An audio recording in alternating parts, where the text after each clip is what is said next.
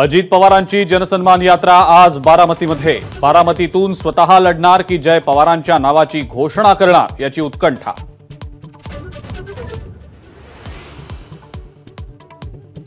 Amol कीर्तीकरांच्या याचिकेवरून हायकोर्टाची Ravindra वायकरांना notice.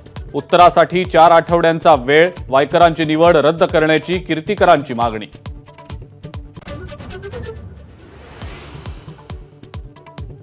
Sharad पवारांची राष्ट्रवादी बदलापूर अत्याचार प्रकरणी आक्रमक। शक्ती कायदा लागू करण्यासाठी उद्या करणार मूक निदर्शन।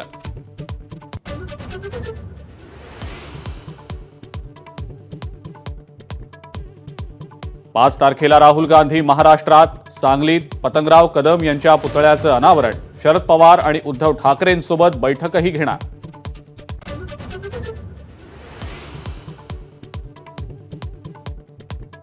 पुण्यामध्ये कायदा सुव्यवस्थेचे धिंडवडे। काल एकाच दिवशी दोघांची हत्या। मरण पावलेल्यांमध्ये एक माजी नगरसेवक तर दुसरा फायनान्सर। माजी नगरसेवकावरील गोळीबाराचं सीसीटीव्ही फुटेज समोर।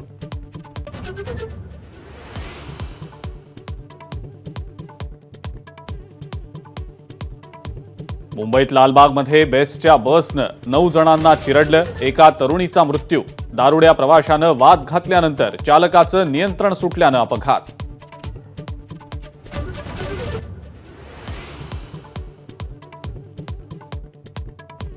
गोंदियामध्ये भरधाव कारनं रस्त्याकडे बसलेल्या तिघांना उडवलं। दोघांची प्रकृती चिंताजनक।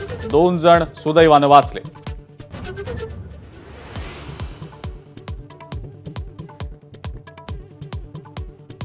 मराठवाड्यामध्ये पावसाचा कहर। लातूर, बीड आणि हिंगोलीत तिघांचा मृत्यू। 78 जनावरं दगावली। 284 मंडळात अतिवृष्टीची नोंद।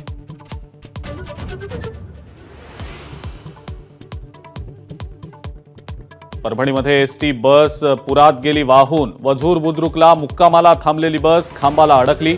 चालक आणि वाहकानं उड्या मारून वाचवला स्वतःचा जीव।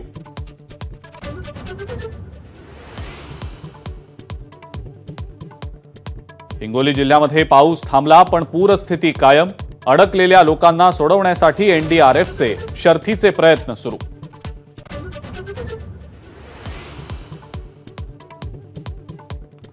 आंध्र प्रदेश आणि तेलंगणामध्येही पावसाचा धुमाकूळ। 100 रेल्वे गाड्या रद्द। पंतप्रधान मोदी, गृहमंत्री अमित शहांनी दोन्ही राज्यांच्या मुख्यमंत्र्यांकडून घेतली माहिती।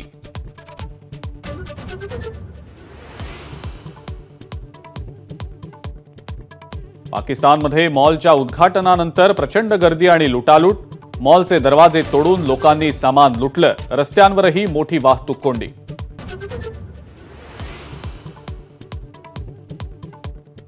आणि शेवटच्या श्रावणी सोमवारच्या निमित्तानं महादेवाच्या मंदिरात भाविकांची गर्दी। तर जेजुरीच्या सोमवती यात्रेला खंडेरायाच्या भक्तांची मोठी गर्दी।